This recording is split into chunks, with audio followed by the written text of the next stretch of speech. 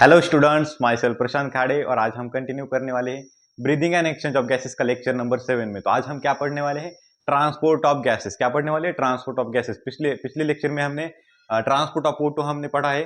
आज हम कंटिन्यू करेंगे ट्रांसपोर्ट ऑफ CO2 के साथ। एक बार मैं आपको रिकैप कर देता हूँ ट्रांसपोर्ट ऑफ O2 का। तो ट्रांसपोर्ट ऑफ गैसेस में transport of O2 and transport of CO2। Transport of O2 कहाँ से ट्रांसपोर्ट होता है, कहाँ तक? तो O2 from alveoli to the tissue through the blood. समझ में आ गया? और कार्बन डाइऑक्साइड जो रहता है वो ट्रांसपोर्ट होता है टिश्यू से लेके अल्वेलाई की तरफ थ्रू द ब्लड। अब जो एक ऑक्सीजन रहता है वो ट्रांसपोर्ट होता है दो फॉर्म में। एक तो रहता है 97% ऑफ O2 जो रहता है वो ट्रांसपोर्ट करती है हमारी RBC as a oxyhaemoglobin, मतलब ऑक्सीजन हीमोग्लोबिन के साथ बाइंड करता है और ऑक्सी हीमोग्लोबिन बनाता है, जो कि आरबीसी के अंदर रहता है। कितना होता है? 97%। और रिमेनिंग 3% जो ऑक्सीजन रहता है वो डिसॉल्व स्टेट इन प्लाज्मा में ट्रांसपोर्ट होता है। अब हम देखें तो आज हमें पढ़ना है ट्रांसपोर्ट ऑफ CO2। तो CO2 कहां से कहां तक ट्रांसपोर्ट होता है? CO2 during catabolic reactions CO2 produce होता है टिश्यू के अंदर। यही CO2 हमारे बॉडी के लिए हार्मफुल रहता है, इसलिए इसको हमारे बॉडी से बाहर निकालना रहता है। तो टिश्यू से अल्वेलाई की तरफ हमारा कार्बन डाइऑक्साइड फ्लो करता है थ्रू द ब्लड एंड ये 3 फॉर्म में ट्रांसपोर्ट होता है। एक तो होता है 20 to 25% ऑफ CO2 जो रहता है 20 to 25% ये ट्रांसपोर्ट करती है हमारी RBC as a carbaminohaemoglobin, मतलब कार्बन डाइऑक्साइड हीमोग्लोबिन के साथ बाइंड करता है और ट्रांसपोर्ट होता है as a carbaminohaemoglobin. और जो 70% मतलब मेजर प्रोपोर्शन है 70% ऑफ कार्बन डाइऑक्साइड जो है रहता है वो ट्रांसपोर्ट होता है एज अ बाइकार्बोनेट आयन। और मतलब और आखिरी में 7% मतलब माइनर प्रोपोर्शन ट्रांसपोर्ट होता है as a dissolve state in plasma. तो यहाँ से डायरेक्ट क्वेश्चन पूछा जाता है। तो आप मतलब लास्ट में आप मतलब लास्ट के 1-2 मंथ टेस्ट सीरीज रहती है आपके नेट के एग्जाम जब पास में आ जाती है, तब टेस्ट सीरीज में मतलब कोई सी भी आप टेस्ट सीरीज दे सकते हो, उसमें आपको इसमें से क्वेश्चन देखने को मिलेगा। और नीट के लिए भी बहुत ही इंपॉर्टेंट पॉइंट है, यहाँ से क्वेश्चन डायरेक्टली पूछा जाता है मतलब कौन से फॉर्म में O2 और CO2 ट्रांसपोर्ट होते हैं, कितने परसेंटेज में होते हैं। तो यही यहाँ से क्वेश्चन पूछा जाता है। तो हम आज कब पढ़ने वाले ट्रांसपोर्ट ऑफ CO2। इतना समझ में आ गया? नोट कीजिए, अच्छे से याद कीजिए, बहुत ही इंपॉर्टेंट है। ठीक है, चलो हम आगे बढ़ते हैं।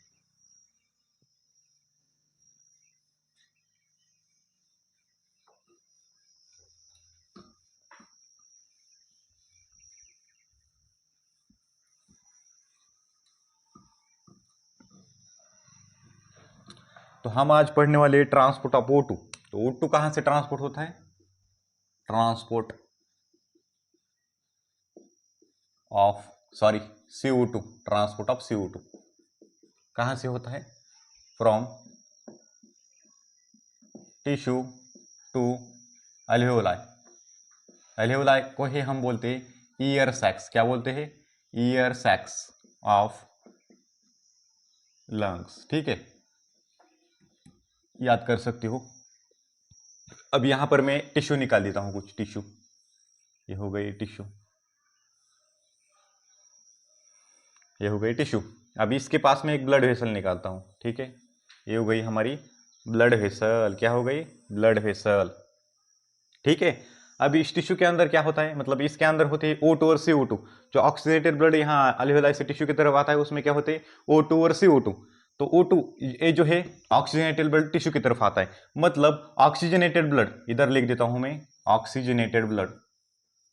ऑक्सीजनेटेड ब्लड इसमें क्या होता है? पार्शियल प्रेशर ऑफ O2 क्या रहता है? ज्यादा रहता है और पार्शियल प्रेशर ऑफ CO2 कम रहता है। और टिश्यू में अब यही O2 इधर ज्यादा है ना, तो इस टिश्यू के अंदर कैटाबॉलिक रिएक्शन होने के बाद मतलब यहां पर CO2 प्रोड्यूस होता है। तो यहां पर क्या रहता है? Partial pressure of CO2 high रहता है और पार्शियल प्रेशर ऑफ O2 क्या रहता है? कम होता है। तो आप यहां पर देख सकते हो पार्शियल प्रेशर ऑफ O2 का क्या, मतलब O2 यहां पर ज्यादा है और यहां पर कम है, मतलब ऑक्सीजन यहां से इधर जाएगा। ठीक है, ऑक्सीजन इधर चला गया थ्रू द सिंपल डिफ्यूजन। और कार्बन डाइऑक्साइड टिश्यू में प्रोड्यूस हुआ ना, तो यहां पर उसका हाई पार्शियल प्रेशर है और ऑक्सीजनेटेड ब्लड में कम है, मतलब इधर से कार्बन डाइऑक्साइड इस तरफ आएगा। क्या आएगा? Carbon dioxide. समझ में आ गया? थ्रू द सिंपल डिफ्यूजन के द्वारा ये गैसेस एक्सचेंज हो जाते हैं एट टिश्यू लेवल। अब यही कार्बन डाइऑक्साइड इधर आया ना, तो सिंपल डिफ्यूजन। अभी ये कार्बन डाइऑक्साइड आने के बाद यही ब्लड आगे जाके डीऑक्सीजनेटेड ब्लड बन जाता है। क्या बन जाता है? Deoxygenated blood. Deoxygenated blood. ठीक है, अब इस डीऑक्सीजनेटेड ब्लड के अंदर कार्बन डाइऑक्साइड ज्यादा होता है, इसके कारण इसमें क्या पार्शियल प्रेशर ऑफ CO2 ज्यादा बन जाएगा और पार्शियल प्रेशर ऑफ O2 कम हो जाएगा, और यही ब्लड अल्वेलाई की तरफ फ्लो करता है, अल्वेलाई की तरफ फ्लो करता है। ठीक है, इतना समझ में आ गया? समझ में आ गया? नोट कीजिए, मुझे यहाँ पर डायग्राम निकालनी, नोट किया ना? ठीक है, हम चलो आगे बढ़ते हैं। तो इतना समझ में आ गया आपको? अब यहाँ से कार्बन डाइऑक्साइड हमारे ब्लड वेसल के अंदर आ गया है थ्रू दी सिंपल डिफ्यूजन। अब यही कार्बन डाइऑक्साइड किस किस फॉर्म में फ्लो करता है, यही हमें इस ब्लड वेसल के अंदर मतलब इस टॉपिक में हमें पढ़ना है। तो ये देखिए मैंने निकाल दिया, ब्लड वेसल निकाल दी। ये क्या बन गए हमारे? टिश्यू बन गए, टिश्यू। और ये क्या हुए? हमारी ब्लड वेसल है। क्या है? Blood vessel. ठीक है, अब इसके अंदर मतलब यहां से ब्लड फ्लो कर रहा है, ब्लड। तो ब्लड के अंदर क्या क्या हो सकती है? आरबीसी, डब्ल्यूबीसी एंड प्लेटलेट्स में डब्ल्यूबीसी इधर निकाल देता हूँ, प्लेटलेट्स भी है। ठीक है, इसका हमारे इस यहाँ पर कोई फंक्शन नहीं है, लेकिन हमारे लिए इंपॉर्टेंट जो है ये है आरबीसी। आरबीसी का शेप कैसा होता है? Biconcave shape. तो मैंने बाइकॉनकेव शेप यहाँ पर निकाल दिया है, आरबीसी का बाइकॉनकेव शेप। ये क्या है? हमारी आरबीसी है। ठीक है, तो ये हमारी आरबीसी, रेड ब्लड सेल। अब यहाँ से आप देख सकते हो कार्बन डाइऑक्साइड इधर से चला आया। अब ये यहाँ से मैंने निकाल दिया, कार्बन डाइऑक्साइड इधर आ गया। तो यही कार्बन डाइऑक्साइड हमारे मतलब वाटर मॉलिक्यूल के साथ कंबाइन होता है आरबीसी के अंदर और बन जाता है H2CO3। क्या बन जाता है? H2CO3। यही यहाँ पर रिवर्सिबल रिएक्शन है। कैसी रिएक्शन है? रिवर्सिबल रिएक्शन, मतलब इंटर कन्वर्टेबल होते हैं। और यहाँ पर एक एंजाइम काम करता है, उसका नाम है कार्बोनिक अनहाइड्रेज। में Ca लिख देता हूँ। ठीक है, इसके बारे में आपको आगे बताऊंगा, बस याद कीजिए कार्बोनिक अनहाइड्रेज एंजाइम, यहीं पर लिख देता हूं। ये कार्बोनिक अनहाइड्रेज जो एंजाइम होता है ये मेजर प्रोपोर्शन में हमारे आरबीसी के अंदर प्रेजेंट रहता है और माइन्यूट क्वांटिटी में हमारे प्लाज्मा के अंदर प्रेजेंट रहता है। रिमेनिंग पोर्शन क्या है? प्लाज्मा है। ठीक है, तो ये मेजर प्रोपोर्शन में हमारे इस मतलब आरबीसी के अंदर है कार्बोनिक अनहाइड्रेज, और माइनर प्रोपोर्शन में इस प्लाज्मा के अंदर है। तो ये बहुत ही इंपॉर्टेंट एंजाइम है, इसी को हम फास्टेस्ट एंजाइम भी कहते हैं। तो बहुत ही फास्ट एंजाइम होती है। अब यहीं पर क्या होता है? और एक रिएक्शन होती है, यही कार्बोनिक अनहाइड्रेज करता है और यहां पर क्या हो जाता है? H plus HCO3 minus, H plus plus HCO3 minus. इसका डिसोसिएशन हो गया ना, क्या बन गए? बाइकार्बोनेट बन गया और H प्लस यहां पर बन गया। अब यही बाइकार्बोनेट क्या मतलब हमारा ये जो प्लाज्मा है इसके अंदर होते हैं सॉल्ट्स। तो NaCl एक सॉल्ट है, Na प्लस और Cl माइनस। समझ में आ गया? अब यहां से जो बाइकार्बोनेट है ना ये इस प्लाज्मा के अंदर चला आता है। तो HCO3 माइनस बाहर चला आया प्लाज्मा के अंदर, और यहां से सोडियम और यही बाइकार्बोनेट यहां से, ये दोनों मिलके क्या बना लेते हैं? NaHCO3। तो ये क्या बन गया? सोडियम बाइकार्बोनेट बन गया। अब एक निगेटिव आयन प्लाज्मा के अंदर आया ना आरबीसी के अंदर, मतलब हमें क्या करना है? यहाँ पर आयन का बैलेंस करना है, इसलिए यही क्लोराइड इस प्लाज्मा के अंदर चला जाता है फॉर आयोनिक बैलेंस। ठीक है, एक निगेटिव आयन बाहर आया प्लाज्मा के अंदर, तो प्लाज्मा से एक निगेटिव आयन अंदर चला गया। तो अंदर क्या चला गया? क्लोराइड चला गया ना अंदर for balancing of negative ion of bicarbonate. तो इसे हम क्या कहते हैं? Chloride shift. क्या कहते हैं? Chloride shift, chloride shift, chloride shift. Note कीजिए, ये क्वेश्चन पूछा जाता है। Chloride shift, chloride in exchange of H मतलब बाइकार्बोनेट, इसको एक्सचेंज करने के लिए इसका डिसोसिएशन आरबीसी के अंदर होता है। अब इसे क्या कहते हैं हम? Chloride shift. ये कहां पर हो रहा है? इसका लोकेशन कहां है? टिश्यू लेवल पे क्लोराइड शिफ्ट हो रहा है। कहां पर हो रहा है? टिश्यू लेवल पे क्लोराइड शिफ्ट हो रहा है। इतना समझ में आ गया आप? अब यहां से क्या बाइकार्बोनेट तो बाहर चला गया, ये H प्लस क्या करता है? H प्लस इधर आ जाता है और हीमोग्लोबिन के साथ कंबाइन करता है, और एक अमाइन ग्रुप रहता है, इस अमाइन ग्रुप यहाँ पर कंबाइन करता है, और ये कार्ब मतलब यहाँ से CO2 आ जाता है। CO2 इस हीमोग्लोबिन के साथ कंबाइन करता है और एक अमाइन ग्रुप यहाँ पर मिल जाता है। इसी को हम क्या बोलते हैं? Carb amino haemoglobin. क्या बोलते हैं? Carb amino haemoglobin, carb amino haemoglobin. H भी लिख देता हूँ सिंपली। क्या कहते हैं इसे? Carb amino haemoglobin. यहाँ पर क्या H प्लस है, ये हीमोग्लोबिन को बाइंड करता है, और ये CO2 हीमोग्लोबिन को बाइंड करने के बाद क्या बन जाता है? कार्ब अमाइनो हीमोग्लोबिन बन गया यहाँ तक। मतलब ए हो गया हमारा मेजर प्रोपोर्शन 70% ऑफ CO2, ये बन गया हमारा 20 to 25% ऑफ CO2, और जो रिमेनिंग 7% रहता है इधर नहीं आता, सॉरी, ये 7% सिंपली इस प्लाज्मा के अंदर डिसॉल्व हो जाता है, डिसॉल्व इन प्लाज्मा। ठीक है, इतना समझ में आ गया आपको? अच्छे से नोट कीजिए, यहाँ से मतलब बहुत ही इंपॉर्टेंट है, मैं एक कंसेप्ट पढ़ा रहा हूँ, ये एनसीईआरटी में इस तरह का दिया हुआ नहीं है, आप जैसा मैंने पढ़ाया आप वैसे ही आप नोट किया करोगे और समझ के लोगे ना, तो आपके डायरेक्ट यहाँ से क्वेश्चन बन जाएगी, कंसेप्चुअल फॉर्म में मैं आपको पढ़ा रहा हूँ, ठीक है। तो बहुत ही इंपॉर्टेंट पॉइंट है। अब यहाँ पर क्या हुआ, बाइकार्बोनेट के द्वारा यहाँ पर प्लाज्मा के अंदर ये फ्लो करता है, मतलब हमारा क्या CO2, फिर यहाँ पर क्या as a carbaminohaemoglobin, ये हो गया पहला फॉर्म, ये हो गया दूसरा फॉर्म, और यह डिसॉल्व्ड स्टेट इन प्लाज्मा, ये तीसरा फॉर्म। अब यही ब्लड यहाँ से जाएगा, कहाँ जाने वाला है ब्लड, अल्वेलाई की तरफ जाने वाला है, अल्वेलाई की तरफ। तो इतना नोट किया, टिश्यू लेवल पे ये सारी प्रोसेस होती है। अब हम चलते हैं अल्वेलाई की तरफ, कहाँ पर, अल्वेलाई की तरफ, हमारे लंग्स की तरफ, यही ब्लड जाने वाला है, और लंग्स की तरफ क्या क्या होता है अब हम पढ़ते हैं, ठीक है। तो इतना नोट किया, हम चलो लंग्स की तरफ बढ़ते हैं। क्लोराइड शिफ्ट कहां पर होता है, इंपॉर्टेंट क्वेश्चन यहां से पूछा जाता है। क्लोराइड शिफ्ट टिश्यू लेवल पे होता है। क्लोराइड शिफ्ट, क्लोराइड का एक्सचेंज होता है for balancing of negative charge of the bicarbonate, इसी के कारण क्लोराइड शिफ्ट होता है, ठीक है। तो ये क्वेश्चन बहुत ही इंपॉर्टेंट है, पूछा जाता है कहां पर होता है, टिश्यू लेवल पे। मैं बार बार आपको मतलब इस पॉइंट पे फोकस कर रहा हूं, क्योंकि यही भूल जाते हैं क्लोराइड शिफ्ट क्या है, रिवर्स क्लोराइड शिफ्ट क्या है, समझ में आ गया। फिर हम यहां पर पहुंच जाते हैं अब अल्वेलाई पे, हम पहुंच गए अल्वेलाई पे। मैं यहां पर अल्वेलाई निकाल देता हूं, यह हमारी बन गई अल्वेलाई, ठीक है। यहां पर निकाल देता हूं मैं ब्लड वेसल, ये ब्लड वेसल मैंने निकाल दी, समझ में आ गया, ये क्या है हमारी ब्लड वेसल, ठीक है। और ये क्या है हमारी अल्वेलाई। अब यहां से मतलब अब यहां पर क्या, पूरा डीऑक्सीजनेटेड ब्लड इधर आ गया ना, तो ये क्या है इधर डीऑक्सीजनेटेड ब्लड, डीऑक्सीजनेटेड ब्लड, ठीक है। अब इस डीऑक्सीजनेटेड ब्लड में क्या रहता है, CO2 ज्यादा रहता है ना, तो high partial pressure of CO2, ठीक है। और हमारा ऑक्सीजन कम रहता है, इसी के कारण क्या लिख सकते हैं हम, लो पार्शियल प्रेशर ऑफ O2, ठीक है। तो इतना समझ में आ गया। अब यहां पर क्या रहता है, अब बाहर से एयर अंदर आई है ना, तो यहां पर अल्वेलाई में कभी भी high partial pressure of O2 रहता है और लो पार्शियल प्रेशर ऑफ CO2 रहता है, ठीक है। इतना समझ में आ गया। अब आप यहां पर देख सकते हो high partial pressure of CO2, low partial pressure of CO2, मतलब हमारी जो गैसेस होते हैं कहां से कहां तक जाते हैं, प्रेशर ग्रेडियंट यहां पर डेवलप हो गया, तो high pressure to low pressure, यहां पर प्रेशर ज्यादा है, यहां पर प्रेशर है, मतलब CO2 यहां से इधर की तरफ जाएगा, CO2 चला गया इधर की तरफ, फ्रॉम ब्लड टू अल्वेलाई की तरफ चला गया। अब यहां पर आप देखिए पार्शियल प्रेशर ऑफ O2 इधर ज्यादा है, पार्शियल प्रेशर ऑफ O2 इधर कम है, मतलब O2 यहां से इधर चला जाएगा, ठीक है। समझ में आ गया। Through the by process known as simple diffusion, कैसे गैसेस इधर जा रहे हैं, सिंपल डिफ्यूजन, मैंने आपको मतलब लेक्चर में, पिछले लेक्चर में मैं आपको बता दिया है जब हमने एक्सचेंज ऑफ गैसेस पढ़ा था, ठीक है। इतना समझ में आ गया आप।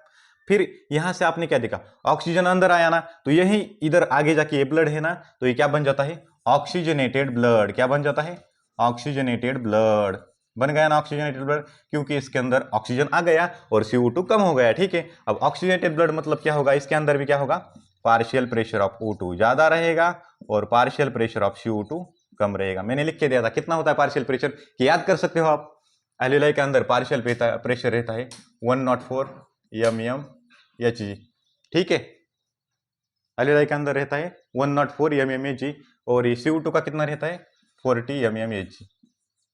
मैं आपको याद कराने की कोशिश कर रहा हूं सिंपली। और ऑक्सीजनेटेड ब्लड में कितना रहता है 95 रहता है, CO2 कितना रहता है 40 रहता है। डीऑक्सीजनेटेड ब्लड में कितना रहता है, CO2 का रहता है 45 और पार्शियल प्रेशर ऑफ O2 रहता है 40। अब यहाँ पर आप देख सकते हो मैंने क्यों हाई और लो कहा, देखिए इधर ये 104 ज्यादा है, 40 कम है, मतलब इधर से सॉरी ये डीऑक्सीजनेटेड ब्लड है, इधर क्या है, ठीक है, इधर क्या है ज्यादा है, इधर कम है, इसके कारण O2 इधर चला गया। अब यहाँ पर देखो CO2 ज्यादा है, यहाँ पर क्या है CO2 कम है, इसके कारण CO2 अल्वेलाई की तरफ चला गया।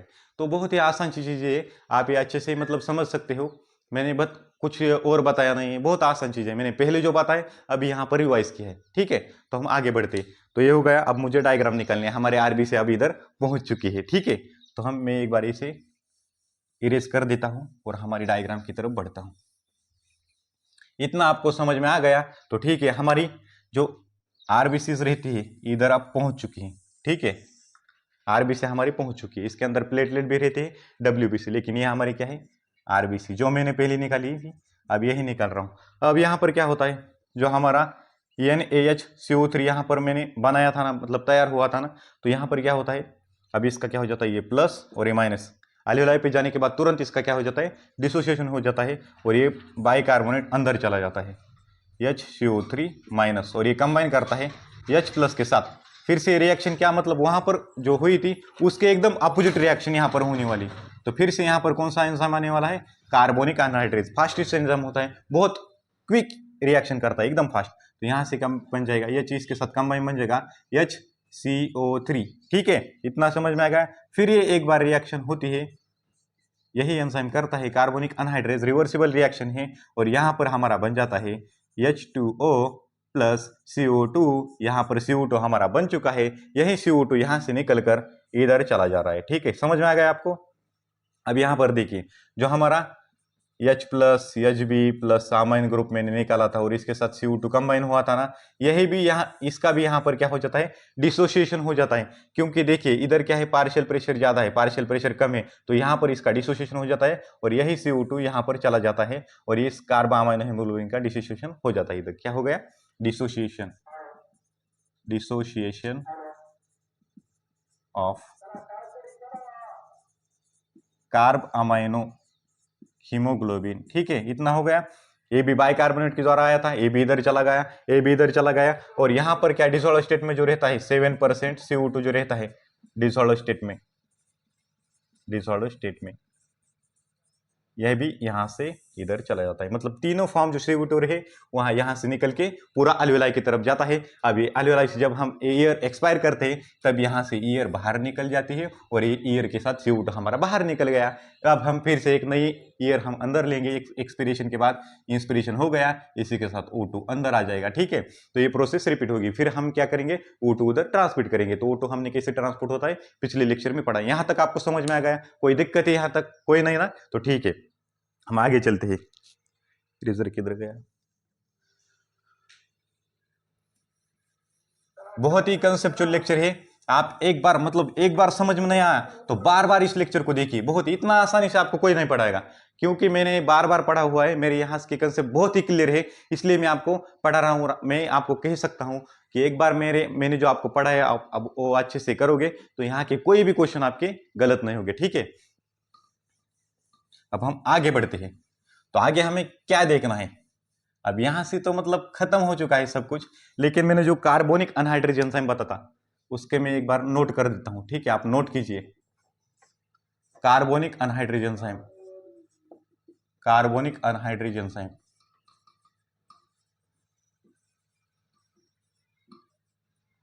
ये जो एंजाइम रहता है क्या है, फास्टेस्ट एंजाइम है, लिख सकते हो क्या है, फास्टेस्ट एंजाइम, मतलब बहुत ही फास्ट रिएक्शन करता है। ठीक है, ये एंजाइम क्या रहता है, high concentration, high concentration of enzyme, this enzyme present रहता है। कहां पर प्रेजेंट रहता है, आरबीसी के अंदर, इन आरबीसी, और and minute quantity, quantity present in plasma. ठीक है, ये क्वेश्चन आपसे पूछ सकते हैं, तो मैं यहां पर आपको ये पॉइंट लिखवा दिया है। ठीक है, समझ में आ गया। तो ये कौन सी रिएक्शन करता है, आप यहां कहीं भी और कहीं पर भी पढ़ सकते हो। ये कार्बोनिक अनहाइड्रेज जो एंजाइम करता है वो कौन सी एंजाइम होती है, CO2 प्लस H2O, ये इन दोनों को ऐड करने के बाद क्या बनता है, H2CO3, इसी को हम बोलते हैं कार्बोनिक एसिड। क्या बोलते हैं, कार्बोनिक एसिड। और इस कार्बोनिक एसिड का फिर डिसोसिएशन होता है H प्लस HCO3 माइनस, ये क्या बन गया, H प्लस आयन, और ये बन गया हमारा बाइकार्बोनेट। क्या बन गया, बाइकार्बोनेट। तो ये रिएक्शन ये क्या बन गया हमारा, कार्बन डाइऑक्साइड, कार्बन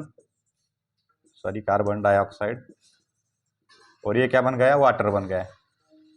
अब मैंने एरो इधर की तरफ निकाली, इधर की तरफ निकाली, मतलब ये कैसी रिएक्शन है, रिवर्सिबल रिएक्शन है। अब यहां से हम देखें तो एक बार ये एंजाइम इधर ले जाता है और फिर यहां से इधर भी ले जाता, मतलब वापस भी ले आता है। तो ये एंजाइम रिवर्सिबल रिएक्शन कैटेलाइज करता है। ठीक है, तो यहां तक आपको समझ में आ गया। ये हो गया कार्बोनिक अनहाइड्रेज के बारे में, और लास्ट 2 पॉइंट बचे हैं, मैं यहां पर आपको लिख देता हूं, इसके बाद हमारा लेक्चर खत्म हो जाएगा। ठीक है,